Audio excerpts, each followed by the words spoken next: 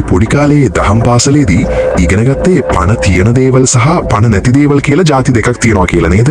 හැබැයි අද වෙනකොට අභිධර්මය සහ කෘත්‍රිම බුද්ධිය AI එකට තියලා බලුවොත් ඒ ඉගෙනගත්ත පාඩම ආයෙ අලුතින් හිතන්න වෙනවා.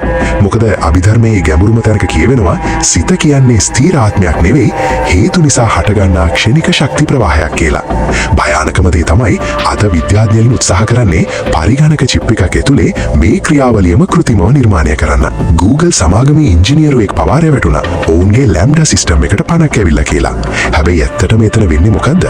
අභිධර්මයට අනුව යන්ත්‍රයකට කවදාවත් චේතනාවක් එහෙමත් නැත්නම් පවුපින් හඳුනන ස්වභාවයක් පිහිටන්න බෑ.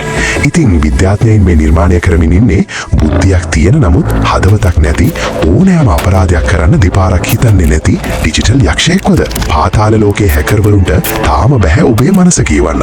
හැබැයි ඔවුන් ඊට වඩා භයානක දෙයක් කරනවා.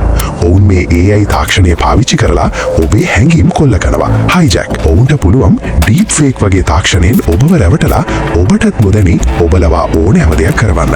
කවදා හරි මේ AI තාක්ෂණය තීරණය කළොත් මිනිසා කියන්නේ ලෝකයට අනවශ්‍ය වෛරස් එකක් කියලා. එදාට මේ මැෂින් එකට කරුණාවක් පහළ වෙන්නේ නැහැ. මොකද ඊට කරුණාව කියන්නේ ඩේටා කැලක් විතරයි. අපි මේ හදන්නේ අපේ සහායකයෙක්වද නැත්නම් අපේ අවසානයේද?